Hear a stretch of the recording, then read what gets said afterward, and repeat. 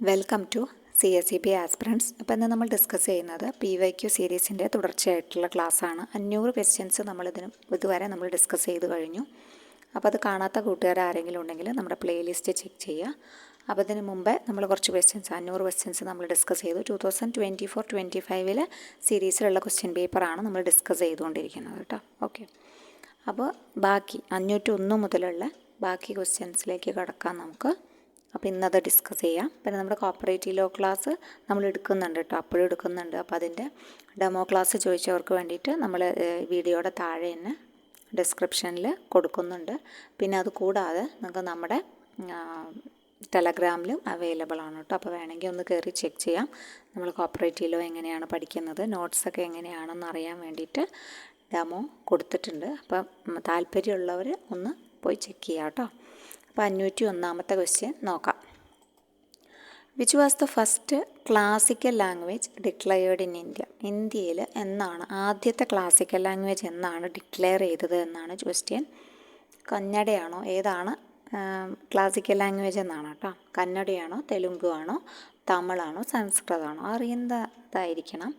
അപ്പോൾ അതിൽ ഇപ്പോൾ വ്യത്യാസം വന്നത് ആദ്യത്തെ ആരായിരുന്നു? തമിഴായിരുന്നു അല്ലേ. ആദ്യമായിട്ട് ഉള്ള നമ്മുടെ ക്ലാസിക്കൽ ലാംഗ്വേജ് എന്ന് പറഞ്ഞു കഴിഞ്ഞാൽ തമിഴായിരുന്നു. അപ്പോൾ അതിലൊരു മാറ്റം വന്നത് 2024 കുറച്ചും കൂടി 2024 ഭാഷകളൊക്കെ കൂട്ടിച്ചേർക്കലുണ്ടായി. അപ്പോൾ ഒന്ന് നോക്കാം. 2004 തമിഴ് ക്ലാസിക്കൽ ലാംഗ്വേജായിട്ട് തിരഞ്ഞെടുത്തത്. തൊട്ട് പിന്നാലെ 2005 സംസ്കൃതം വന്നു. 2008 കന്നഡയാണ് വന്നത് കേട്ടോ. 2008 തെലുങ്കും വന്നിട്ടുണ്ട്. ഓക്കെ, മലയാളത്തിനെ സെലക്ട് ചെയ്ത വർഷം 2013. സോ അതൊന്ന് പഠിച്ചു വെക്കണം കേട്ടോ. 2013 മലയാളം വന്ന വർഷമാണ്, മലയാളത്തിനെ അതിൽ ഉൾപ്പെടുത്തിയ വർഷമാണ്. അപ്പോൾ അതുകൊണ്ട് 2013 ഇമ്പോർട്ടൻസ് ഉണ്ട്. അപ്പോൾ 2004 തമിഴ്, 2005 സംസ്കൃതം, 2008 രണ്ടെണ്ണം ഉണ്ട്, കന്നഡയുണ്ട്, തെലുങ്കും ഉണ്ട്, പിന്നെ മലയാളം 2013. പിന്നെ ഒഡിയ, അതായത് ഒഡീഷയുടെ ഒഡിയ 2014 വന്നു. പിന്നെ പ്രധാനപ്പെട്ട ഒരു മാറ്റം വന്നത് അസമീസ്, ബംഗാളി, മറാത്തി, പാലി, പ്രാകൃത് എന്ന് പറഞ്ഞ ഇത്രയും 5 ഭാഷകൾ 2024 ഈ പട്ടികയിലേക്ക് ഉൾപ്പെടുത്തുകയുണ്ടായി. അപ്പോൾ അതുകൊണ്ട് തന്നെ 11 ഭാഷകളായിട്ട്, അപ്പോൾ 11 ക്ലാസിക്കൽ ലാംഗ്വേജസ് ആണ് ഇന്ത്യയിൽ ഡിക്ലെയർ ചെയ്തിട്ടുള്ളത്. അതും ഇമ്പോർട്ടൻ്റ് ആണ്. അപ്പോൾ അത് ഏതൊക്കെയാണ് 2024 ഉൾപ്പെടുത്തിയതെന്ന് വെച്ചാൽ ആസാമീസ്, ബംഗാളി, മറാത്തി, പാലി, പ്രാകൃത്. ഓക്കെ, അപ്പോൾ അതും കൂടി ഒന്ന് ഓർത്ത് വയ്ക്കുക അതിൻ്റെ കൂട്ടത്തിൽ കേട്ടോ. അടുത്ത ക്വസ്റ്റ്യനിലേക്ക് പോവാം. What was the first name of all India റേഡിയോയുടെ ആദ്യത്തെ പേരെന്തായിരുന്നു? ആകാശവാണിയാണോ, ഇന്ത്യൻ സ്റ്റേറ്റ് ബ്രോഡ്കാസ്റ്റിംഗ് കോർപ്പറേഷൻ ആണോ, ഇന്ത്യൻ ബ്രോഡ്കാസ്റ്റിംഗ് ഫൗണ്ടേഷൻ ആണോ, ഇന്ത്യൻ സ്റ്റേറ്റ് ബ്രോഡ്കാസ്റ്റിംഗ് സർവീസ് ആണോ? അപ്പോൾ ഓൾ ഇന്ത്യ റേഡിയോയുടെ ആദ്യത്തെ പേര് എന്ന് പറഞ്ഞാൽ ഇന്ത്യൻ സ്റ്റേറ്റ് ബ്രോഡ്കാസ്റ്റിംഗ് സർവീസ് എന്നായിരുന്നു ആദ്യത്തെ പേര്. പിന്നെ ഇത് ചേഞ്ച് ചെയ്തതാണ് ഓൾ ഇന്ത്യ റേഡിയോ എന്ന് ആക്കിയത് ജൂൺ 8, 1936 കേട്ടോ. സോ അതൊന്ന് നോട്ട് ചെയ്യുക കേട്ടോ. അടുത്തത് ഹു വാസ് ഹോണേർഡ് വിത്ത് കേരള ജ്യോതി? 2024 കേരള ജ്യോതി പുരസ്കാരം. കേരള ജ്യോതി പുരസ്കാരം ചോദിച്ചു കാണാറുണ്ട്, ഇമ്പോർട്ടൻ്റ് ആണ്. കാരണം ഇപ്പം നമ്മുടെ ഹയസ്റ്റ് സിവിലിയൻ ഹോണർ, കേരളത്തിലെ ഹയസ്റ്റ് ആയിട്ടുള്ള സിവിലിയൻ ഹോണർ എന്ന് വെച്ച് കഴിഞ്ഞാൽ കേരള ജ്യോതി ആണല്ലോ. അപ്പോൾ അതുകൊണ്ട് തന്നെ അതിന് ഇമ്പോർട്ടൻസ് ഉണ്ട്. 2024 കിട്ടിയത് MK സാനുവിനാണ് കേട്ടോ. 2024 ആർക്കാണ് കിട്ടിയത്? MK സാനുവിനാണ്. പിന്നെ നമ്മുടെ MT വാസുദേവൻ നായർക്ക് കിട്ടിയിട്ടുണ്ട് 2022. പിന്നെ ഉള്ളത് T പത്മനാഭനാണ് 2023. 2024 MK സാനു. ഓക്കെ, അടുത്തത് who won the International Booker Prize? 2025 International Booker Prize നേടിയത് ആരാണ്? ബാനു മുഷ്താഖ് ആണോ, ഗീതാഞ്ജലി ശ്രീ ആണോ, കിരൺ ദേശായി ആണോ, ജോർജി ഗാസ്പുഡിനോവ് ആണോ? അപ്പോൾ ആരാണ് who won the International Booker Prize 2025 എന്ന് പറഞ്ഞു കഴിഞ്ഞാൽ ബാനു മുഷ്താഖ് ആണ് കേട്ടോ. ബാനു മുഷ്താഖ് ആണ്. അപ്പോൾ ഇതിന് മുമ്പ് ചോദിച്ചിട്ടുള്ള ചോദ്യമാണത്. 2023 ചോദിച്ചത് കേട്ടോ, ഹു വൺ ദ. അപ്പോൾ നമ്മളത് ചേഞ്ച് ചെയ്തിട്ട് 2025 ആക്കിയതാണ്. പഴയ ഫാക്റ്റ് പഠിച്ചിട്ട് നമുക്ക് കാര്യമില്ലല്ലോ. അപ്പോൾ നമ്മൾ പുതിയ ഫാക്റ്റ് ആക്കി. അപ്പോൾ ഇതൊക്കെ ചോദിച്ചു കാണാറുള്ളതാണ്. അതുകൊണ്ട് തന്നെ 2024-25 ചോദിച്ചത് ഇതല്ല, 25 അല്ല ചോദിച്ചത് കേട്ടോ. ഇതിന് മുമ്പ് ചോദിച്ചിട്ടുള്ളത് 23 അപ്പോൾ അതുകൊണ്ട് തന്നെ നമ്മളതൊന്ന് ഇയർ ചേഞ്ച് ചെയ്തിട്ട് നമ്മൾ ഇപ്പോഴത്തെ പഠിക്കണമെന്നുള്ളൂ. 2025 ഇൻ്റർനാഷണൽ ബുക്കർ പ്രൈസ് കിട്ടിയത് ബാനു മുഷ്താഖിനാണ്, അവരുടെ ഷോർട്ട് സ്റ്റോറി കളക്ഷനായ ഹേർട്ട് ലാമ്പ്. അപ്പോൾ ആ ഹേർട്ട് ലാമ്പും ഒന്ന് ഓർത്ത് വെച്ചോളൂ. ഷോർട്ട് സ്റ്റോറി കളക്ഷനായ ഹേർട്ട് ലാമ്പിനാണ് എന്ത് കിട്ടിയിട്ടുള്ളത്, ഇൻ്റർനാഷണൽ ബുക്കർ പ്രൈസ് കിട്ടിയിട്ടുള്ളത്. ഒരു ട്രാൻസ്ലേഷനാണ് കേട്ടോ, കന്നഡയിൽ നിന്നും ഇംഗ്ലീഷിലേക്കുള്ള ദീപ ഭാഷ്തി എഴുതിയ മൾട്ടിപ്പിൾ ന്യൂ സോഴ്സസ്, അതായത് കുറച്ച് ചെറുകഥാ സമാഹാരങ്ങളാണ് കേട്ടോ അത്. ഇനി നമുക്ക് നമ്മുടെ കോപ്പറേറ്റീവ് ലോയിലെ കുറച്ച് ക്വസ്റ്റ്യൻസ് നോക്കാം. A member of a cooperative society shawl B expelled from the society if the member, അതായത് ഒരു കോപ്പറേറ്റീവ് സൊസൈറ്റിയിലെ മെമ്പറിനെ എക്സ്പെൽ ചെയ്യുകയാണ്. അപ്പോൾ അതിൻ്റെ എന്തുകൊണ്ടാണ് അവരേനെ എക്സ്പെൽ ചെയ്യുന്നത്, എന്ത് കാരണം കൊണ്ടാണ് ഒരാളേനെ എക്സ്പെൽ ചെയ്യുക? ഒരു ഡീഫോൾട്ട് വരുത്തിയാൽ, become a defaulter of the society, ഒരു സൊസൈറ്റിയിൽ നിന്ന് ഡീഫോൾട്ടർ ആയാൽ അയാൾ എക്സ്പെൽ ചെയ്യുമോ, അതോ act adversely to the interest of the society? C പറഞ്ഞിട്ടുള്ളത് carrying the same business as is being carried on by the society, അല്ലെങ്കിൽ സർചാർജ് ചെയ്തു അണ്ടർ സെക്ഷൻ 68 പ്രകാരം. ഏത് കാരണങ്ങൾ കൊണ്ടാണ് എക്സ്പെൽ ചെയ്യുന്നത്? അപ്പം ഒരു ആൾ ഡീഫോൾട്ട് കുടിശ്ശിക വരുത്തി കഴിഞ്ഞാൽ അയാളെ എക്സ്പെൽ ചെയ്യുമോ? ഇല്ല അല്ലേ. പക്ഷേ അയാൾ സൊസൈറ്റിയുടെ ഇൻട്രസ്റ്റിന് എതിരായിട്ട് പ്രവർത്തിച്ചാൽ എന്ത് ചെയ്യും? എക്സ്പെൽ ചെയ്യും. അപ്പോൾ അതാണ് ഇവിടെ ഉത്തരമായിട്ട് വരിക. Act adversely to the interest of the society. ഇനിയിപ്പോൾ ഒരേ ബിസിനസ്, അതായത് സൊസൈറ്റി ചെയ്യുന്ന അതേ ബിസിനസ് തന്നെ ചെയ്യുന്നുണ്ട് എന്ന് വിചാരിച്ചിട്ട് ഒരാളെ എക്സ്പെൽ ചെയ്യാൻ പറ്റും, ഒരു മെമ്പറിനെ ഇല്ല. അതുപോലെ തന്നെ സർചാർജ് 68 സർചാർജ് പ്രകാരം എക്സ്പെൽ ചെയ്യുന്നില്ല. അപ്പോൾ അതുകൊണ്ട് തന്നെ ഇവിടെ ഉത്തരമായിട്ട് വരുന്നത്, അതായത് സൊസൈറ്റിയുടെ ഇൻട്രസ്റ്റിന് വിരുദ്ധമായി പ്രവർത്തിച്ചു കഴിഞ്ഞാലാണ് എക്സ്പെൽഷൻ നേരിടേണ്ടി വരിക. ഓക്കെ, അടുത്ത ക്വസ്റ്റ്യൻ നോക്കാം. A dispute arises between a cooperative society and a member of that society regarding the issue of identity card to that member during election period who settle this dispute. അതായത് ഒരു സഹകരണ സംഘവും മെമ്പറും തമ്മിൽ ഒരു dispute ഉണ്ടാവുകയാണ്. ഏത് ഡിസ്പ്യൂട്ടാണെന്ന് വെച്ചാൽ ഐഡൻറ്റിറ്റി കാർഡുമായി ബന്ധപ്പെട്ട് എലക്ഷൻ സമയത്ത്, പ്രത്യേകം നോട്ട് ചെയ്യണം, എലക്ഷൻ സമയത്തുള്ള തർക്കമാണ് കേട്ടോ.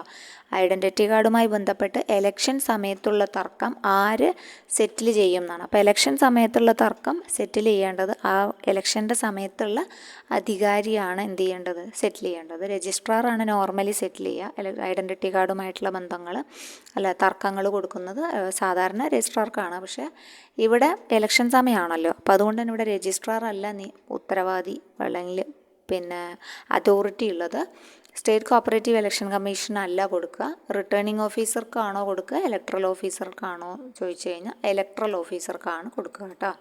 ഓക്കെ, അപ്പോൾ അതൊന്ന് പഠിച്ചു വെക്കണം. അപ്പോൾ ഈ ഇലക്ഷനുമായി ബന്ധപ്പെട്ട് നിങ്ങൾ റിട്ടേണിംഗ് ഓഫീസറും ഇലക്ട്രൽ ഓഫീസറും രണ്ട് പേർക്കും രണ്ട് വ്യത്യസ്ത കോളം വരച്ചിട്ട് രണ്ട് പേരുടെയും ഡ്യൂട്ടീസ് എഴുതി വെക്കുന്നത് നന്നായിരിക്കും കേട്ടോ. റിട്ടേണിംഗ് ഓഫീസറുടെ ഡ്യൂട്ടീസും അതുപോലെ തന്നെ ഇലക്ട്രൽ ഓഫീസറുടെ ഡ്യൂട്ടീസും തരം തിരിച്ച് എഴുതി വെച്ച് കഴിഞ്ഞാൽ നിങ്ങൾക്ക് റിവൈസ് ചെയ്യുമ്പോൾ കുറച്ച് എളുപ്പത്തിൽ പഠിക്കാൻ പറ്റും. ഡാഷ് ഓൾ അടുത്ത ക്വസ്റ്റ്യൻ നോക്കാം കേട്ടോ.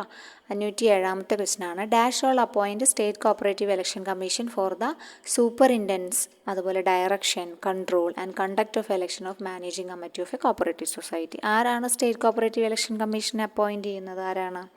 സ്റ്റേറ്റ് ഇലക്ഷൻ കമ്മീഷനാണോ, സ്റ്റേറ്റ് ഗവൺമെൻറ് ആണോ, കോപ്പറേറ്റീവ് മിനിസ്റ്റർ ആണോ, ഗവർണറാണോ? അപ്പോൾ നമുക്ക് ഉത്തരം വ്യക്തമാണ്. സ്റ്റേറ്റ് ഗവൺമെൻറ് ആണ് ആരേനെ അപ്പോയിൻറ്റ് ചെയ്യുന്നത്? സ്റ്റേറ്റ് കോപ്പറേറ്റീവ് ഇലക്ഷൻ കമ്മീഷന്. ഈ ഒരു മാനേജിംഗ് കമ്മിറ്റികളുടെ ഇലക്ഷൻ കണ്ടക്ട് ചെയ്യാൻ വേണ്ടിയിട്ടാണ് എന്ത് ചെയ്യുന്നത്, സ്റ്റേറ്റ് കോപ്പറേറ്റീവ് ഇലക്ഷൻ കമ്മീഷനെ അപ്പോയിൻറ്റ് ചെയ്യുന്നത്. മാനേജിംഗ് കമ്മിറ്റിക്ക് മാത്രമല്ല, എല്ലാ ഇലക്ഷൻസും ഇപ്പോൾ അവർ തന്നെയാണ്. SCUവിൻ്റെയും CCUവിൻ്റെയും ഇലക്ഷൻസൊക്കെ അവരാണ് ചെയ്യുന്നത് കേട്ടോ. അടുത്ത ക്വസ്റ്റ്യൻ നോക്കാം. The powers of DCA, Director of Cooperative Audit, appointed under Section 63 of KCS Act 1969 shall be conferred to. ആർക്കാണ് പവേഴ്സ് കൺഫർ ചെയ്തു കൊടുക്കുന്നത്? DCAയുടെ പവേഴ്സാണ് കേട്ടോ. DCAയുടെ പവേഴ്സ് ആർക്കാണ് കൺഫർ ചെയ്തു കൊടുക്കുന്നത്? അപ്പോൾ നോക്കാം. ഓപ്ഷൻ എ പറഞ്ഞിട്ടുള്ളത് സബോർഡിനേറ്റ്സ് ഓഫ് DCAയുടെ സബോർഡിനേറ്റ്സിന് മാത്രമേ പറ്റുള്ളൂ. സബോർഡിനേറ്റ്സ് ഓഫ് രജിസ്ട്രാർ മാത്രമേ പറ്റുള്ളൂ എന്ന് പറഞ്ഞിട്ടുണ്ട്. സി പറഞ്ഞിട്ടുണ്ട് subordinates of DCA and subordinates of registrar. D പറഞ്ഞിട്ടുള്ളത് എനി പേഴ്സൺ. അപ്പോൾ എനി പേഴ്സൺ എന്തായാലും പറ്റില്ല. അപ്പോൾ ഉത്തരമായിട്ട് വരുന്നത് ആരാണ്? ഓപ്ഷൻ സി ആണ് കേട്ടോ. DCAയുടെ സബോർഡിനേറ്റ്സിനും പറ്റും കൺഫർ ചെയ്ത് കൊടുക്കാൻ പറ്റും. കൺഫർ ചെയ്യാന്ന് വെച്ച് കഴിഞ്ഞാൽ താഴേക്ക് ഡെലിഗേറ്റ് ചെയ്ത് കൊടുക്കാം. ഒരാളുടെ അതോറിറ്റി താഴേക്കുള്ള ഉദ്യോഗസ്ഥന്മാർക്ക് സബോർഡിനേറ്റ്സിന് വീതിച്ചു കൊടുക്കുക അല്ലേ. അപ്പോൾ അതാണ് സബോർഡിനേറ്റ്സ് ഓഫ് DCAയും പറ്റും, സബോർഡിനേറ്റ്സ് ഓഫ് രജിസ്ട്രാറും പറ്റും കേട്ടോ. അടുത്തത് 509ാമത്തെ ക്വസ്റ്റ്യൻ നോക്കാം. A revitalisation proposal under section 71 subsection 3 shall not apply ചെയ്യാൻ പറ്റാത്ത റീവൈറ്റലൈസേഷൻ പ്രൊപ്പോസൽ അപ്ലൈ ചെയ്യാൻ പറ്റാത്ത സാഹചര്യം ഏതാണെന്നാണ് ക്വസ്റ്റ്യൻ ചോദിച്ചിട്ടുള്ളത് കേട്ടോ.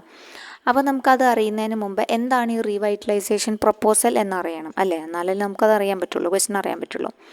അപ്പോൾ റീവൈറ്റലൈസേഷൻ പ്രൊപ്പോസൽ എന്ന് പറഞ്ഞു കഴിഞ്ഞാൽ വൈൻഡിങ് അപ്പിന് ഒരു ഓർഡർ പുറപ്പെടുവിച്ചു എന്ന് വിചാരിക്കുക. വൈൻഡിങ് അപ്പിന് ഓർഡർ കിട്ടിയൊരു സൊസൈറ്റിക്ക്. അപ്പോൾ സൊസൈറ്റിക്ക് വൈൻഡിങ് അപ്പിന് ഓർഡർ കിട്ടിക്കഴിഞ്ഞാലും ഒരു സൊസൈറ്റിക്ക് ഒരു പുനരുദ്ധാരണം നടത്തണം എന്ന് അവർക്ക് തോന്നുകയാണ്. ഞങ്ങൾ ഇത്രയും കൂടി നന്നായി വർക്ക് ചെയ്യും, ഞങ്ങൾക്ക് ഇനി പ്രശ്നങ്ങളൊന്നും ഞങ്ങൾ ഉണ്ടാക്കില്ല എന്ന് വിചാരിച്ച് അവരൊരു പുനരുദ്ധാരണം നടത്തണം എന്ന് കൂട്ടമായി തീരുമാനമെടുക്കുകയും അവർക്ക് അങ്ങനെ ഒരു ചിന്ത വരികയാണെങ്കിൽ അങ്ങനെ ഒരു പ്രൊപ്പോസൽ അല്ലെങ്കിൽ ഈ സൊസൈറ്റി റീവൈറ്റലൈസേഷൻ ചെയ്യാനുള്ള ഒരു അപ്ലിക്കേഷൻ അത് കൊടുക്കാൻ പറ്റും, രജിസ്ട്രാർക്ക് കൊടുക്കാൻ പറ്റും. അത് കൊടുക്കാനുള്ള കാലയളവ് എന്ന് പറയുന്നത് within A period of 1 year ആണ് കേട്ടോ. ഈ ഒരു ഓർഡർ പുറപ്പെടുവിച്ച് 1 ഇയറിനുള്ളിലാണ് ഈ ഒരു വൈൻഡിങ് അപ്പിൻ്റെ ഓർഡർ പുറപ്പെടുവിച്ച് വിത്തിൻ 1 ഇയറിനുള്ളിൽ ആർക്ക് കൊടുക്കാം, രജിസ്ട്രാർക്ക് ഇങ്ങനെ ഒരു റീവൈറ്റലൈസേഷൻ കൊടുക്കാൻ പറ്റും. അപ്പോൾ രജിസ്ട്രാറാണ് എന്ത് ചെയ്യുക, രജിസ്ട്രാർ അപ്പോൾ മറ്റേത് ക്യാൻസൽ ചെയ്യുകയാണ് ചെയ്യുക കേട്ടോ. And allow the society to continue to exist. അപ്പോൾ ഇതിലൊരു പ്രത്യേക കണ്ടീഷൻ പറയുന്നുണ്ട്. അതായത് രജിസ്ട്രാർ ഹിസ് ഓൺ മോഷനിലാണ് വൈൻഡിങ് അപ്പ് ഓർഡർ പുറപ്പെടുവിച്ച് കഴിഞ്ഞാലാണ് ഇങ്ങനൊരു പർപ്പസ് ഉദിക്കുന്നത് കേട്ടോ. അപ്പോൾ പ്രധാനപ്പെട്ട 3 കാരണങ്ങൾ കൊണ്ടാണ് ഹിസ് ഓൺ മോഷൻ, അതായത് രജിസ്ട്രാർ സ്വയം ഇങ്ങനെ തീരുമാനമെടുക്കുക ഈ സൊസൈറ്റീനെ വൈൻഡപ്പ് ചെയ്യാം എന്ന് പറഞ്ഞ ആ 3 കാരണങ്ങൾ. ഒന്ന്, if the number of members of the society, അതാണ് ഇവിടെ കൊടുത്തിട്ടുള്ളത്. If the number of members of the society falls below 25 വേണമല്ലോ. ഡിഫറെൻറ്റ് ഫാമിലിയിൽ നിന്ന് 25 അംഗങ്ങൾ കൂടിയിട്ടാണ് നമ്മുടെ സൊസൈറ്റി രൂപീകരിക്കുന്നത്. അങ്ങനെ രൂപീകരിക്കാനുള്ള 25 ആൾക്കാർ കുറഞ്ഞു പോയി, മെമ്പർ അത്ര ഇല്ല എന്ന് വിചാരിക്കുക. അപ്പോൾ ഈ winding up order is own മോഷനിൽ രജിസ്ട്രാർക്ക് പുറപ്പെടുവിക്കാം. ഇനി രണ്ടാമത്തെ കേസ് പറഞ്ഞിട്ടുള്ള if society fails to commence its business within 6 months from the date of registration കഴിഞ്ഞിട്ട് 6 മാസത്തിനകം എന്തായിരിക്കും ബിസിനസ് സ്റ്റാർട്ട് ചെയ്യണം എന്ന് പറഞ്ഞിട്ടുണ്ട്. അതിന്ന് ഫെയിലായി സൊസൈറ്റി അതിൽ നിന്ന് പരാജയപ്പെട്ടു. അങ്ങനെയാണെങ്കിലും എന്ത് ചെയ്യാം, രജിസ്ട്രാർക്ക് ഹിസ് ഓൺ മോഷനിൽ വൈൻഡിങ് അപ്പ് ഓർഡർ പുറപ്പെടുവിക്കാം. ഇനി number of actual workers falls below the prescribed limit, അതായത് ഇപ്പോൾ ഒരു പ്രത്യേക ഒരു സമൂഹത്തിൻ്റെയോ അല്ലെങ്കിൽ പ്രത്യേക ആൾക്കാരുടെയോ താല്പര്യത്തിന് വേണ്ടിയിട്ടുള്ള ഒരു സൊസൈറ്റിയാണ്, അവരുടെ പ്രിസ്ക്രൈബ്ഡ് ലിമിറ്റ് കുറഞ്ഞു എന്ന് വിചാരിക്കാം. ഇത്ര പെർസെൻറ്റേജ് വേണം, അവർ 40% വേണമെന്ന് പറഞ്ഞ് തുടങ്ങി, പക്ഷേ 40% ആയില്ല, അല്ലെങ്കിൽ എണ്ണം കുറഞ്ഞു 20% മാറി. അപ്പോൾ അത് അവർക്ക് വേണ്ടിയിട്ടുള്ളൊരു സൊസൈറ്റി അല്ലാതായി മാറുകയാണ്. അപ്പോൾ അതുകൊണ്ട് തന്നെ ആ കാരണം കണ്ടു കഴിഞ്ഞാലും രജിസ്ട്രാർക്ക് എന്ത് ചെയ്യാൻ പറ്റും, ഇത്തരത്തിലൊരു വൈൻഡിങ് അപ്പ് ഓർഡർ പുറപ്പെടുവിക്കാൻ പറ്റും. അപ്പോൾ ഇങ്ങനെ 3 കാരണങ്ങൾ കൊണ്ടാണ് സാധാരണയായിട്ട് ഈ ഒരു ഹിസ് ഓൺ മോഷനിൽ രജിസ്ട്രാർ വൈൻഡിങ് അപ്പിന് ഓർഡർ പുറപ്പെടുവിക്കുന്നത്. അതിൽ ഈ റീവൈറ്റലൈസേഷൻ പ്രൊപ്പോസൽ കൊടുക്കാൻ പറ്റുന്നത് ഈ ഒരു ഇവിടെ ഓപ്ഷനിൽ പറഞ്ഞിട്ടുള്ള എ വെച്ചിട്ട് കൊടുക്കാൻ പറ്റും. അതായത് if the number of members of the society falls below 25 ആണ്. അപ്പോൾ വൈൻഡിങ് അപ്പിൻ്റെ ഓർഡർ വന്നു. അപ്പോൾ അവർ പറയുകയാണ് പറ്റില്ല, ഞങ്ങൾ റെഡിയാക്കാം, 25-നും കൂടുതൽ ആൾക്കാരെ വെക്കാം, അല്ലെങ്കിൽ 25 ആളെ കറക്റ്റ് എത്തിക്കാമെന്ന് ഇവരൊരു പ്രപ്പോസൽ 1 വർഷത്തിനകം കൊടുക്കുകയാണെങ്കിൽ രജിസ്ട്രാർ എന്ത് ചെയ്യും, ആ ഒരു വൈൻഡിങ് അപ്പിൻ്റെ ഓർഡർ ക്യാൻസലാക്കും. പക്ഷേ നമ്മുടെ രണ്ടാമത്തെ കേസിൽ, അതായത് if the society fails to commence, അവർ 6 മാസമായിട്ടും എന്ത് ചെയ്തിട്ടില്ല, രജിസ്ട്രേഷൻ കഴിഞ്ഞിട്ടും 6 മാസമായിട്ട് പ്രവർത്തനം തുടങ്ങിയിട്ടില്ല. അവർക്ക് വീണ്ടും എന്ത് ചെയ്യാം, ഒരു 6 മാസം കൂടി ചോദിക്കാം, ചിലപ്പോൾ അതും കൊടുത്തിട്ടുണ്ടാവും. പക്ഷേ എന്നിട്ട് ഒരു വർക്കിംഗ് സ്റ്റാർട്ട് ചെയ്തില്ല. അങ്ങനെയാണെങ്കിൽ അവർക്ക് പിന്നെ റീവൈറ്റലൈസേഷനുള്ള ഒരു ഓപ്ഷൻ ഇല്ല. അതാണ് ഇവിടെ ഉത്തരമായിട്ട് വരിക കേട്ടോ. അപ്പോൾ നമ്മൾ പറഞ്ഞു 3 കാരണങ്ങൾ കൊണ്ടാണ് നമ്മുടെ winding up order his own മോഷനിൽ പുറപ്പെടുവിക്കുക രജിസ്ട്രാർ. അത്തരത്തിലുള്ള 3 കാരണങ്ങളിൽ ഈ ഒരു കാരണത്തിന് മാത്രം റീവൈറ്റലൈസേഷൻ സ്കീം അപ്ലൈ ചെയ്യാൻ പറ്റില്ല. ബാക്കി 2 കാരണം, അതായത് number of actual workers falls below prescribed limit ആണെങ്കിൽ അവർക്ക് പറയാം, ഞങ്ങൾ ലിമിറ്റ് ഉയർത്തിക്കോളാം, ഇത്ര എത്തിക്കോളാം, 40% 40% എത്തിച്ചുകൊള്ളാം എന്ന് പറഞ്ഞിട്ട് അവർക്ക് വിത്തിൻ 1 ഇയർ ചിലപ്പോൾ കൊടുക്കാം. അങ്ങനെ കൊടുത്തു കഴിഞ്ഞാൽ ആൾ ഓക്കെയാണ്, രജിസ്ട്രാർ ഓക്കെയാണ്. അപ്പോൾ രജിസ്ട്രാർ എന്ത് ചെയ്യും, മറ്റത് ക്യാൻസലാക്കും അല്ലേ. Registrar may cancel the same and allow the society to continue to exist. പക്ഷേ ഈ ഒരു കേസിൽ മാത്രം, അതായത് if the society fails to commence its business within 6 months from the date of registration, ഈ ഒരു കേസിൽ മാത്രം എന്ത് ചെയ്യാൻ പറ്റില്ല, പിന്നെ സൊസൈറ്റിക്ക് ഒരു ചിന്ത ഇല്ല, കാരണം അവർക്ക് വർക്ക് ചെയ്യാൻ പോലും താല്പര്യമില്ലല്ലോ, പിന്നെ ഇപ്പം എന്തിനാ വീണ്ടും അവർ നീട്ടി കൊടുത്തിട്ട്. അപ്പോൾ അതുകൊണ്ട് അവർ വൈൻഡപ്പ് ചെയ്യാനും ചെയ്യും കേട്ടോ. വളരെ ഇമ്പോർട്ടൻ്റ് ആയ ഒരു ക്വസ്റ്റൻ ആണ്, ഒന്ന് നോക്കി വയ്ക്കുക കേട്ടോ. ഓക്കെ, ഇനി അടുത്തത് പറഞ്ഞിട്ടുള്ളത് an appeal filed before the government against surcharge order issued by the registrar. Registrar ഒരു സർചാർജ് ഓർഡർ ഇഷ്യൂ ചെയ്തു. ഓക്കെ, അപ്പോൾ അത് ഫയൽ ചെയ്യേണ്ടത് എവിടെയാണ്? ഗവൺമെൻറ്റിലാണ് ഫയൽ ചെയ്യേണ്ടത്. രജിസ്ട്രാറുടെ മുകളിലുള്ള ആൾ ഗവൺമെൻറ് അല്ലേ, അപ്പോൾ ഗവൺമെൻറ്റിനാണ് കൊടുക്കുന്നത്. അപ്പോൾ അത് എന്ന് ഡിസ്പോസ് ചെയ്യും എന്നാണ് ചോദിച്ചിട്ടുള്ളത് കേട്ടോ. Shall be disposed by the authority within from the date of appeal എന്ന് പറഞ്ഞിട്ടുണ്ട്. അപ്പോൾ എന്ന് ഡിസ്പോസ് ചെയ്യും എന്നാണ് ക്വസ്റ്റ്യൻ വന്നിട്ടുള്ളത്. അപ്പോൾ നമുക്ക് നോക്കാം അതുമായി ബന്ധപ്പെട്ട കാര്യങ്ങൾ കേട്ടോ. അപ്പോൾ അപ്പീലുമായി ബന്ധപ്പെട്ട കാര്യങ്ങൾ പറയുന്നത് എവിടെയാണെന്ന് ആദ്യം നോക്കണം നമ്മൾ. അപ്പോൾ അപ്പീൽ കൊടുക്കുന്നത് നമ്മുടെ ആർക്കൊക്കെ കൊടുക്കാൻ പറ്റും അപ്പീൽ കൊടുക്കാൻ പറ്റുന്നത് ഒന്ന് ട്രിബ്യൂണലിനാണ് അപ്പീൽ കൊടുക്കാൻ പറ്റുന്നത്. പിന്നെ അപ്പീൽ കൊടുക്കാൻ പറ്റുന്നത് ആർക്കാണ്? ഗവൺമെൻറ്റിനാണ് അല്ലേ. അപ്പോൾ അത് നിങ്ങൾ പ്രത്യേകം ഓർത്ത് വയ്ക്കണം. ഒന്ന് അപ്പീൽ കൊടുക്കാൻ പറ്റുന്നത് ഗവൺമെൻറ്റിനാണ്, പിന്നെ ഉള്ളത് ട്രിബ്യൂണലിനാണ്. അപ്പോൾ അത് ഏതൊക്കെ കേസിലാണെന്നൊക്കെ ഒന്ന് ഓർത്ത് വയ്ക്കണം കേട്ടോ. അപ്പോൾ സെക്ഷൻ 82 അപ്പീൽ ടു ട്രിബ്യൂണൽ വരുന്നത്. അപ്പോൾ ഈ ഒരു അപ്പീൽ എന്ന് കേൾക്കുമ്പോൾ തന്നെ നിങ്ങൾക്ക് വേഗം ഓർമ്മ വരണം, ട്രിബ്യൂണലിനെ ഓർമ്മ വരണം. അതുപോലെ തന്നെ 83 section 83 appeals to other authorities വരുന്നത്. ഈ അതർ അതോറിറ്റീസിലാണ് ഒന്ന് രജിസ്ട്രാറും വരും, ഒന്ന് ഗവൺമെൻറ്റും വരും. 82 അപ്പീൽസ് ടു ട്രിബ്യൂണലാണ് വരുന്നത്. 83 ഈ പറഞ്ഞ പോലെ സർചാർജ് രജിസ്ട്രാറിന് ഈ ഒരു ഓർഡർ കേട്ടോ, an order of surcharge made by registrar under section 68 ഓർഡറൊക്കെ വരുന്നത് സെക്ഷൻ 83 ഗവൺമെൻറ്റിന് കൊടുക്കുന്നത് കേട്ടോ. അപ്പോൾ സെക്ഷൻ 83 വേറെയും കുറേ കേസസൊക്കെ പറയുന്നുണ്ട് കേട്ടോ. അപ്പോൾ ഈ കേസസിലൊക്കെ എന്ത് ചെയ്യണം? Within 60 days from the date of the order കിട്ടി 60 ദിവസത്തിനകം എന്ത് ചെയ്യണം? അപ്പീൽ സമർപ്പിക്കണം.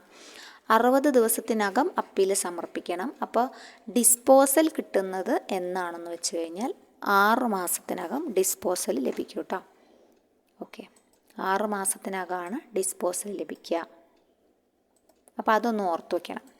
ഇവിടെ 6 മാസത്തിനകം ഡിസ്പോസൽ ലഭിക്കാത്തൊരു കേസും കൂടി ഉണ്ട്. സോ അതൊന്ന് നിങ്ങൾ ഇമ്പോർട്ടൻ്റ് ആയിട്ട് ഓർത്ത് വയ്ക്കണം കേട്ടോ.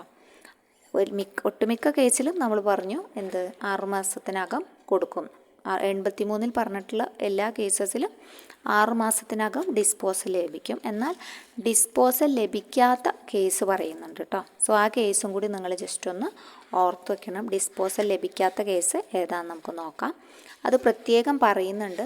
റൂള് 124 കേട്ടോ, 124 അത് പറയണത്. അതായത് an appeal filed under 83 1C പ്രകാരം ഉള്ള അപ്പീൽ മാത്രം ഡിസ്പോസ് ചെയ്യുന്നത് 2 months ആണ്, 2 മാസം കാലയളവിനുള്ളിലാണ്. ബാക്കി എല്ലാതും ഗവൺമെൻറ്റിന് കൊടുത്തതായിക്കോട്ടെ, രജിസ്ട്രാറിന് കൊടുത്തതായിക്കോട്ടെ, ബാക്കിയെല്ലാം ഓർഡർ പാസ് ചെയ്യുന്നത് within 6 months from the date of അപ്പീലാണെന്ന് പറഞ്ഞിട്ടുണ്ട് കേട്ടോ. അപ്പോൾ പ്രത്യേകം നിങ്ങൾ നോക്കണം, 83 1C എന്താണെന്ന് അറിയണമല്ലോ. 1C മാത്രമാണ് പറഞ്ഞിട്ടുള്ള കാലാവധി 2 മാസം. 1C പറഞ്ഞിട്ടുള്ളത് 2 മാസമാണ്. ബാക്കി എല്ലാത്തിൻ്റെ കാലാവധിയും എന്താണ്? ബാക്കി എല്ലാറ്റിൻ്റെ കാലാവധിയും പറഞ്ഞിട്ടുള്ളത് 6 മാസമാണ് കേട്ടോ. അത് ഗവൺമെൻറ്റിനാണെങ്കിലും രജിസ്ട്രാറിനാണെങ്കിലും. അപ്പോൾ 1C പ്രത്യേകം ഓർത്ത് 81 1C പറയണത് decision of a society refusing to admit any person as a member of a society. അതായത് ഒരാളെ നമ്മൾ അഡ്മിറ്റ് ചെയ്യാൻ വേണ്ടിയിട്ട് അഡ്മിഷന് കൊടുക്കില്ലേ, അങ്ങനെയാണ് സൊസൈറ്റി റിഫ്യൂസ് ചെയ്തു എന്ന് വിചാരിക്കുക ഏതെങ്കിലും ഒരു വ്യക്തിനെ. അതുപോലെ ഒരു വ്യക്തിനെ കാരണം കാണിക്കാതെ എക്സ്പെൽ ചെയ്തു, ഏതെങ്കിലും ഒരു മെമ്പറിനെ എക്സ്പെൽ ചെയ്തു എന്ന് വിചാരിക്കുക. ഈ 2 കേസിൽ നമ്മൾ അപ്പീൽ കൊടുക്കുമല്ലോ. അങ്ങനെ അപ്പീൽ കൊടുത്ത അതാണ് ഡിസ്പോസലാണ് വിത്തിൻ 2 months കൊടുക്കണം എന്ന് പറഞ്ഞിട്ടുള്ളത്. അത് മാത്രം 2 months. ബാക്കിയല്ല ഗവൺമെൻറ് ആയാലും രജിസ്ട്രാറിനാണെങ്കിലും അത് ഏതാണോ as the case may be, ആർക്കാണോ നമ്മൾ കൊടുക്കേണ്ടത് അതിനനുസരിച്ചിട്ട് നമ്മൾ നോക്കി കൊടുക്കണം. അത് മറ്റ് ആരാണെങ്കിലും 6 മാസത്തിനകമാണ് പറയുന്നത്. Within 6 months from the date of അപ്പീലാണ് പറയുന്നത്. ഇത് പ്രത്യേകം നോട്ട് ചെയ്യണം. ഇത് പറഞ്ഞിട്ടുള്ളത് റൂൾ 124 കേട്ടോ. Presentation and disposal and revision before other authorities എന്ന് പറഞ്ഞിട്ടുള്ള റൂൾ 124 9ാമത്തെ സബ് റൂളായിട്ടാണ് ഇത് കൊടുത്തിട്ടുള്ളത് കേട്ടോ. സോ അതുകൊണ്ട് ഒന്ന് നോട്ട് ചെയ്യുക. അത്യാവശ്യം ഇമ്പോർട്ടൻ്റ് ആയിട്ടുള്ള സംഭവമാണ് കേട്ടോ. ഓക്കെ, അപ്പോൾ നമുക്ക് അടുത്ത ക്വസ്റ്റ്യനിലേക്ക് പോകാം. അടുത്തത് 511ാമത്തെ ക്വസ്റ്റ്യനാണ് കേട്ടോ. Audit fee payable by a primary കയർ വ്യവസായ കോപ്പറേറ്റീവ് സൊസൈറ്റി. പ്രൈമറി കയർ വ്യവസായ കോപ്പറേറ്റീവ് സൊസൈറ്റിയുടെ ഓഡിറ്റ് ഫീസിനെ കുറിച്ചിട്ടാണ് ചോദിച്ചിട്ടുള്ളത്. ഓക്കെ, അപ്പോൾ നമുക്ക് നോക്കാം. ഓഡിറ്റ് ഫീസുമായി ബന്ധപ്പെട്ട കാര്യങ്ങൾ നമുക്ക് നോക്കാം. ഓഡിറ്റ് ഫീസുമായി ബന്ധപ്പെട്ട കാര്യങ്ങൾ പറയുമ്പം ഏതൊക്കെ സൊസൈറ്റികളാണ് ഓഡിറ്റ് ഫീസ് കൊടുക്കേണ്ടാത്തത്. ഇപ്പം നമ്മുടെ ഇവിടെ പ്രൈമറി കയർ വ്യവസായം പറഞ്ഞു. അപ്പോൾ ഈ പ്രൈമറി കയർ വ്യവസായത്തിനൊരു ഇമ്പോർട്ടൻസ് ഉണ്ട്. അവരെന്ത് കൊടുക്കണ്ട? ഓഡിറ്റ് ഫീസ് കൊടുക്കണ്ട. അവർ ഓഡിറ്റ് ഫീസ് കൊടുക്കണ്ടാത്ത കൂട്ടരാണ് കേട്ടോ. അപ്പോൾ ആർക്കൊക്കെയാണ് അങ്ങനെ ഓഡിറ്റ് ഫീസ് കൊടുക്കണ്ടാത്ത ടീമുണ്ടല്ലോ, അതുപോലെ കുറച്ച് കുറവുള്ള ആൾക്കാരൊക്കെ ഉണ്ട്. അപ്പോൾ അവരൊക്കെ ആരൊക്കെയാണെന്ന് നമുക്കൊന്ന് പഠിച്ചിട്ട് പോകാം കേട്ടോ. അപ്പോൾ അത് ആരൊക്കെയാണെന്ന് വെച്ചാൽ all cooperative societies of which all or the majority of the members belonging to SCST. അതുപോലെ അതിപ്പോൾ അവരുടെ അപ്പെക്സ് കോപ്പറേറ്റീവ് സൊസൈറ്റി ആയിരുന്നാലും including it's apex cooperative society, അവരുടെ അപ്പെക്സ് ആയിരുന്നാലും ഓക്കെയാണ്. SCSTയുടെ അപ്പെക്സിനും എന്ത് വേണ്ട? അടയ്ക്കണ്ട കേട്ടോ, അതാ പറയണത്. അപ്പോൾ SCST കോപ്പറേറ്റീവ്സിനും അവരുടെ അപ്പെക്സിനും majority of the members belonging to SCST അവരുടെ അപ്പെക്സിനും എന്ത് വേണ്ട? ഈ audit fees, payment of audit fees വേണ്ട. പിന്നുള്ളത് all farming societies. Farming societies ആണെങ്കിലും that do not accept deposit സ്വീകരിക്കാൻ പാടില്ല. അതുപോലെ തന്നെ do not grant loans and advances. അപ്പോൾ അങ്ങനത്തെ സംഭവങ്ങളൊന്നും ചെയ്യാത്ത ഫാമിംഗ് സൊസൈറ്റീസ് ആയിരിക്കണം കേട്ടോ. All farming societies that do not accept deposits and do not grant loans and advances. ലോണുകൾ കൊടുക്കുകയോ ഡെപ്പോസിറ്റ്സ് സ്വീകരിക്കുകയോ ചെയ്യാത്ത ഫാമിംഗ് സൊസൈറ്റീസ് എല്ലാ ഫാമിംഗ് സൊസൈറ്റികളും എക്സംപ്റ്റഡ് ആണ്. അതുപോലെ തന്നെയാണ് വെൽഫെയർ പറയുന്നത് കേട്ടോ. സോഷ്യൽ വെൽഫെയർ സൊസൈറ്റീസും ഇത് തന്നെയാണ്. എന്ത് പാടില്ല? ഡെപ്പോസിറ്റ്സ് ആക്സെപ്റ്റ് ചെയ്യാൻ പാടില്ല, ലോൺസ് ഗ്രാൻഡ് ചെയ്യാൻ പാടില്ല. ഓക്കെ,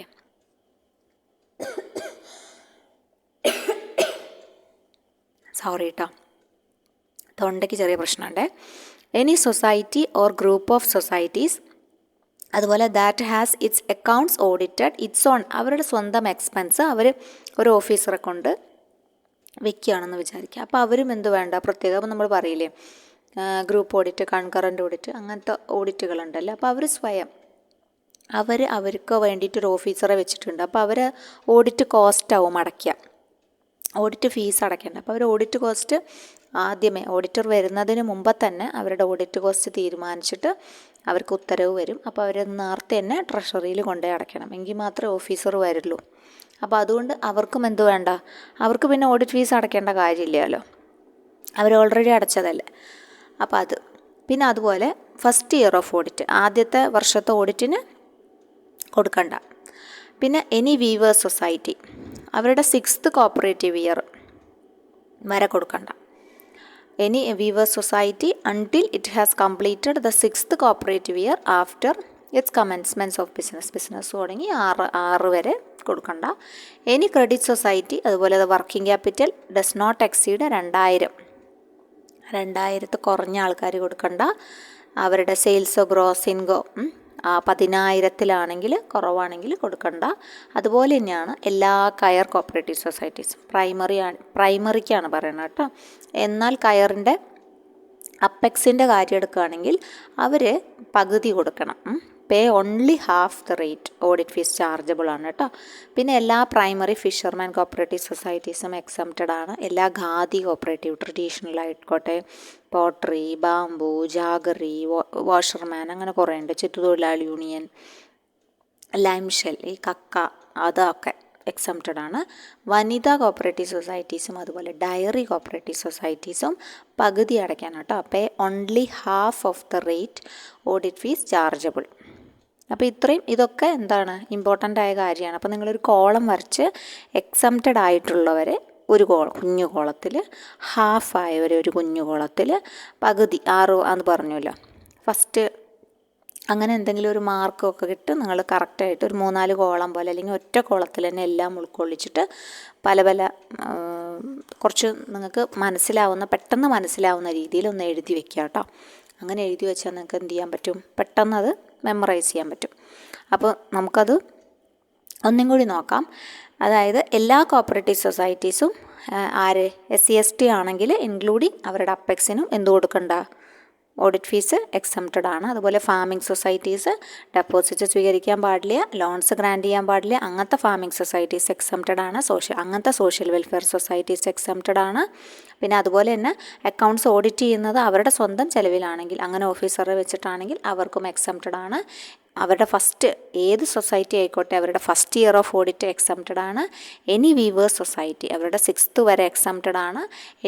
എനി ക്രെഡിറ്റ് സൊസൈറ്റിയാണ് അവരുടെ working capital does not exceed 2000. അതുപോലെ തന്നെ ഡസ് നോട്ട് എക്സീഡ് അവരുടെ സെയിൽസും ഗ്രോസ് ഇൻകം 10,000 ആണെങ്കിൽ എക്സംപ്റ്റഡ് ആണ്. ഓൾ കയർ കോപ്പറേറ്റീവ്സ് എക്സംപ്റ്റഡ് ആണ്. പ്രൈമറി മാത്രം primary coir cooperative societies exempted ആണ്. അവരുടെ അപ്പെക്സ് ആണെങ്കിൽ need pay only half of the rate of audit fees chargeable ആണ്.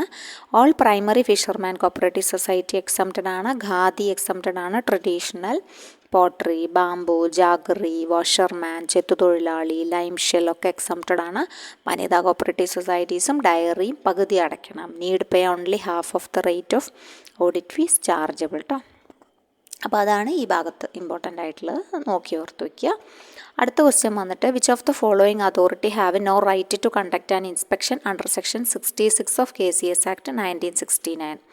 ഓക്കെ, അത് പറഞ്ഞിട്ടുള്ളത് നമ്മുടെ 66 ഇൻസ്പെക്ഷൻ നടത്താനുള്ള അധികാരം ആർക്കാണെന്നാണ് പറഞ്ഞിട്ടുള്ളത് കേട്ടോ.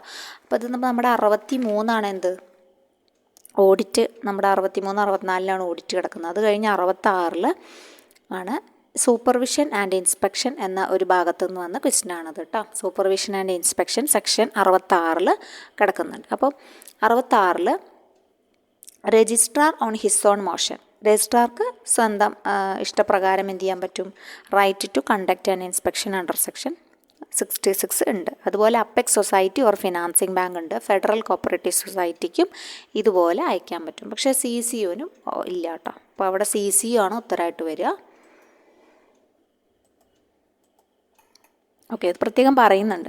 Apex society, federal cooperative society or financing bank, അങ്ങനെ 3 ആളെയും ഒരുമിച്ച് ഒരു ലൈനിൽ തന്നെയാണ് പറയുന്നത്. അവർക്കൊക്കെ അവരുടെ പിന്നെ സൂപ്പർവൈസ് ചെയ്യാൻ വേണ്ടിയിട്ടും അല്ലെങ്കിൽ ഇൻസ്പെക്ട് ചെയ്യാൻ വേണ്ടിയിട്ടും അവരുടെ ഓഫീസേഴ്സിനെ വിട്ടിട്ട് അവർക്ക് ഇൻസ്പെക്ട് ചെയ്യാനുള്ള അധികാരമുണ്ടെന്ന് പറയുന്നുണ്ട്. അവിടെ CCO ഇല്ല. അപ്പോൾ അതുകൊണ്ട് ഇവിടെ CCO ആണ് ഉത്തരമായിട്ട് വരിക. ഓക്കെ, പിന്നെ നമുക്ക് അടുത്ത ക്വസ്റ്റ്യൻ നോക്കാം. A society shall not issue a loan to any person or a society other than a member അല്ലാത്ത ഒരാൾക്ക് ലോൺ കൊടുക്കാൻ പറ്റുന്നത് ഈ റെസ്ട്രിക്ഷൻ ഇല്ലാത്ത ആർക്കാണ്? അർബൻ കോപ്പറേറ്റീവ് ബാങ്കിന് മെമ്പേഴ്സിന് മാത്രമേ കൊടുക്കാൻ പാടുള്ളൂ. കേരള ബാങ്കിന് അങ്ങനെയില്ല. കേരള ബാങ്കിന് നോൺ മെമ്പേഴ്സിനും എന്ത് കൊടുക്കാൻ പറ്റും, ലോൺ കൊടുക്കാൻ പറ്റും കേട്ടോ. സോ കേരള ബാങ്കാണ് ഉത്തരം. കേരള ബാങ്കിന് അങ്ങനത്തെ ഒരു റെസ്ട്രിക്ഷൻ ഇല്ല. കോപ്പറേറ്റീവ് റൂറൽ ബാങ്ക് അല്ല, പിന്നെ കേസ് കാർഡ് ബാങ്ക് അല്ല. ഓക്കെ, സൊസൈറ്റി ഇഷ്യൂ ചെയ്യാൻ പറ്റുന്നത് ആർക്കാണ്? Loan to any person or society other than a member എന്ന് പറഞ്ഞു കഴിഞ്ഞാൽ കേരള ബാങ്കാണ്, ഓർത്ത് വയ്ക്കുക. അടുത്ത ക്വസ്റ്റ്യൻ വന്നിട്ട് a cooperative society which accept deposits and loans in excess of the limit fixed in the bylaw shall invest that excess amount. അതായത് ബൈലോയിൽ പറഞ്ഞിട്ടുണ്ടാവും ഇത്ര രൂപയെ വാങ്ങാൻ പാടുള്ളൂ, ഒരു ഇത്ര ഡെപ്പോസിറ്റ് ആക്സെപ്റ്റ് ചെയ്യാൻ പാടുള്ളൂ, അതിൽ കൂടുതൽ വാങ്ങാൻ പാടില്ല, ഇത്രയും ലോൺ കൊടുക്കാൻ പാടുള്ളൂ എന്ന് പറഞ്ഞിട്ടുണ്ടാവും. ഇനിയിപ്പോൾ അതിൽ കൂടുതൽ അവർക്ക് വിശ്വാസമുള്ള ഒരു കസ്റ്റമർ കൊണ്ടുവന്നു കഴിഞ്ഞാൽ അവർക്ക് വാങ്ങാതിരിക്കാൻ പറ്റില്ല. പക്ഷെ അവർക്ക് വാങ്ങിയിട്ട് അവരത് എന്ത് ചെയ്യും എന്നാണ് ക്വസ്റ്റ്യൻ വന്നിട്ടുള്ളത്. The financing bank till the repayment of the എമൗണ്ടിൽ ഇൻവെസ്റ്റ് ചെയ്യുമോ, ഫിനാൻസിങ് ബാങ്കിൽ ഇൻവെസ്റ്റ് ചെയ്യുമോ, അതോ അവർ ഡെവലപ്മെൻറ്റൽ ആക്ടിവിറ്റീസിന് വേണ്ടി എടുക്കുമോ, അതോ വർക്കിംഗ് ക്യാപിറ്റൽ ആക്കുമോ, അതോ രണ്ടും ചെയ്യുമോ എന്നാണ് ചോദിച്ചിട്ടുള്ളത്. അവിടെ കറക്റ്റായിട്ടുള്ള ഉത്തരം എന്താണ്? ഒരു ഫിനാൻസിങ് ബാങ്കിൽ ഇടാൻ മാത്രമേ അവർക്ക് പറ്റുള്ളൂ കേട്ടോ. അതെടുത്തിട്ട് വേറെ വകം മാറ്റി ചിലവഴിക്കാനൊന്നും പറ്റില്ല. ആസ് പെർ ലോ പറയുന്നത് ഫിനാൻസിങ് ബാങ്കിൽ till the repayment of the amount, എപ്പോഴാണ് എമൗണ്ട് റീപേ ചെയ്യേണ്ടത് അതുവരെ അവർ എവിടെ ചെയ്യണം, എക്സസ് എമൗണ്ട് എവിടെ ഇടണമെന്നാണ് പറയണത്, ഫിനാൻസിങ് ബാങ്കിൽ നിക്ഷേപിക്കണം എന്നാണ് വരിക കേട്ടോ, ഉത്തരം വരിക. അടുത്തത് every employee of a cooperative society shall be eligible to receive medical allowance available ആണല്ലോ at the rate fixed by dash from time to time.